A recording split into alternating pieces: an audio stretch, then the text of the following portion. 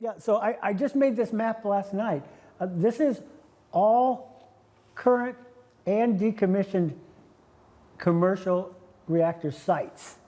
Not reactors, but reactor sites.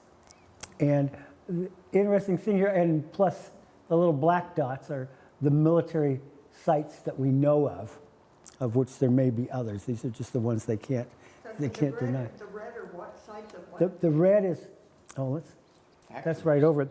The red is active commercial sites producing energy now. Not Maine. No, we're yellow. You've got a red site in Maine. No, that's New Hampshire. Yellow is inactive. Oh, okay. See, we're with inactive in Wiscasset. Seabrook just got renewed for another 20 years. So Seabrook is there in red. Okay. They got another 20 years. Massachusetts has that dreadful and huge Pilgrim plant, which is decommissioned. And the black, as I say, is military installations. Now, the interesting thing here is that these are all waste dumps.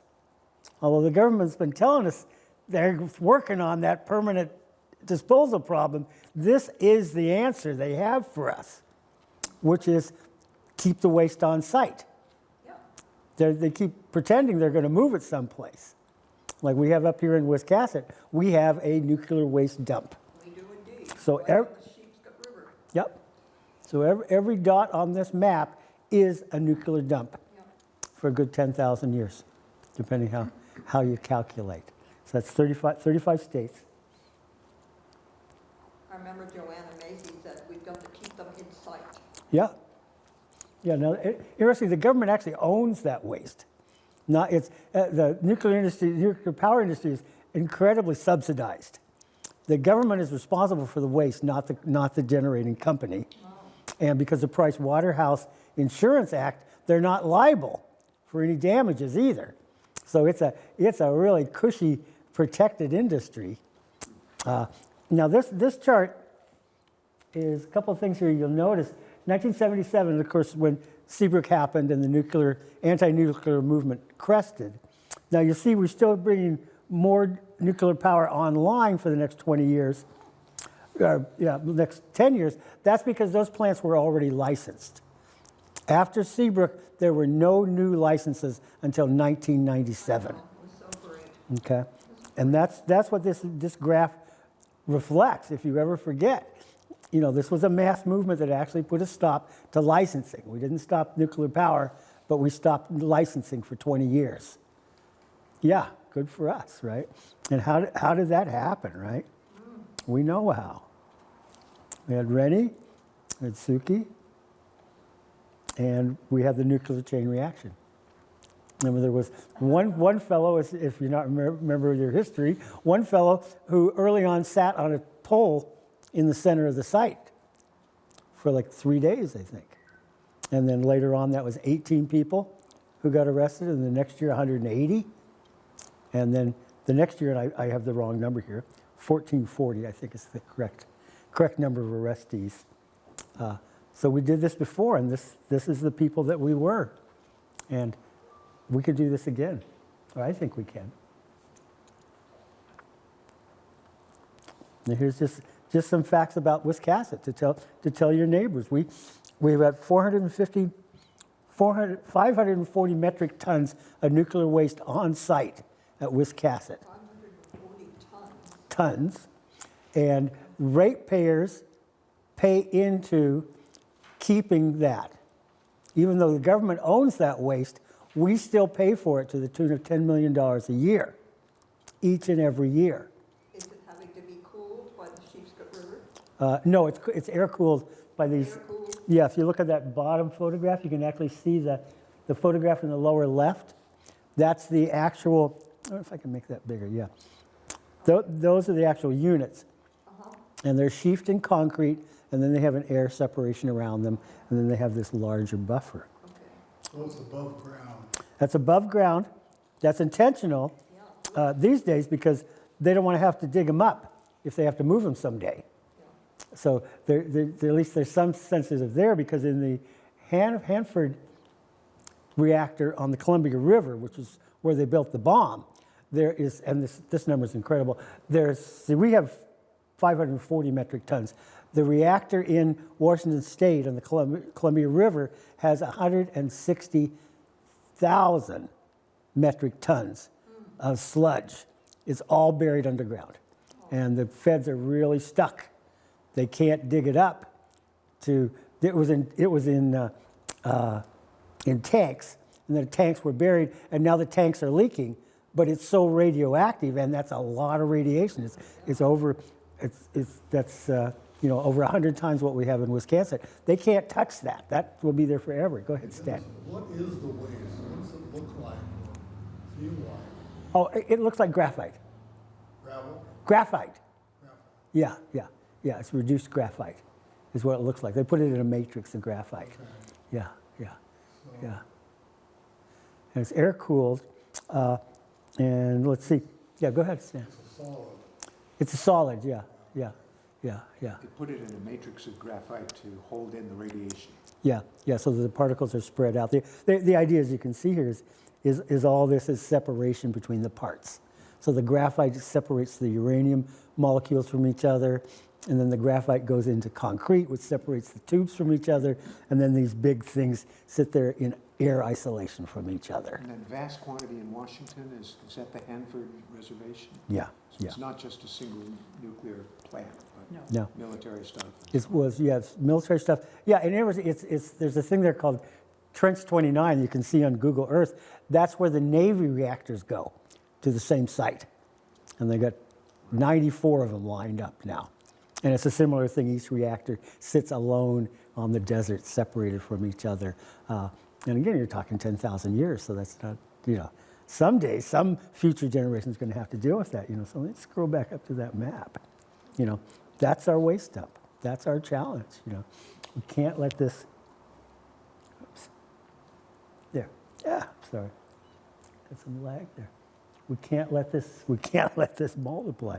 Now, the state of Maine has sued the federal government, the EPA specifically, and the courts awarded $36 million for maintenance between 2003 and 2008, $82 million for coverage between 98 and 2002. It closed in 97. So that's where we're at. So they've have almost $100 million. It's more than $100 million that the EPA owes the state of Maine, and they have not paid. It's back in court. Yeah. So it's incredible. If we went back, and I would like to do the calculations of what it cost per kilowatt hour while it was being produced against to what we've paid in after the plant shut down, what would the real cost be of kilowatt hour? And it would probably be pretty crappy, pretty bad. We've been lied to before. Probably minus, Yeah, maybe negative. negative. And someday it will. Because this stuff's going to last much longer than we will. And Yeah. meanwhile, it serves as a target. Oh, yeah. For anybody who wants to drop a bomb and just release all that radioactivity. Yeah. Scary as all hell. Yeah. Okay. I want to throw this in there just, the film's going to take us in a more positive direction. This is kind of what's happening right now in the United States and around the world. Under the Paris Accords, which we were under, the United States, along with 29 other countries, agreed to increase their nuclear energy, triple their nuclear energy by the year 2050. Now that's under the Paris Accords. Okay, so pretty much the global north has decided to go nuclear. It is going to happen to us. And in 2024, during New York Climate Week, 14 of the largest banks also endorsed that principle, that they're willing to fund a tripling of our nuclear generation, which is 9% right now. A tripling would be 27% of our production. Are they using the different, is it fusion versus fission? It's fission. We don't have fusion now. Yeah, we don't have fusion. It's a pipe dream. It's fission. Yeah. So the governments are on board. The banks are on board to do this. This is the answer. Their answer to climate crisis. Now there's a nice handout there by Lovin that I provided you guys, which is his bullet points for why nuclear power is bad for climate change. And this is where the rubber is going to meet the road here. Because what the newest ball happened May 23rd, is Trump being our buddy to amp things up. He pushed it out. He wants to quadruple nuclear production by 2030. Okay, so he's got the banks behind us, Global North is behind it, and he then upped the ante. He also says he wants to put commercial reactors on federal land, and that specifically will prevent state laws from coming into effect. Federal EPA will not be in effect, and he's on board with the AI crowd who want nuclear reactors for their data centers. And the newest thing that came out on the 23rd is a set of executive orders that said we will build, in effect, data centers on federal land and build nukes to support the data centers. And the EPA, state and local EPAs and federal EPAs can't touch them. I'm So- ignorant about this, but are they gonna look like that, or is it a total different design? It's supposed to be small. Yeah. They're supposed to be small. They call them SMRs, and which is for small modular reactor. And the joke in the anti-nuclear industry is it really stands for small imaginary reactors, because none of these small reactors have gone into production. Zero. Well, no, one in China. One experimental reactor was brought online in China. They're probably going to be similar to what nuclear reactor on a sub, but nobody knows because they don't really exist. There's a lot of money behind making it happen, but these reactors don't exist yet. The closest they came was in Idaho. A company called Nuclear, clever name, was going to do an SMR, and they went bankrupt. And they were very supported by the federal government. The reason it was in Idaho is you can get the map back up.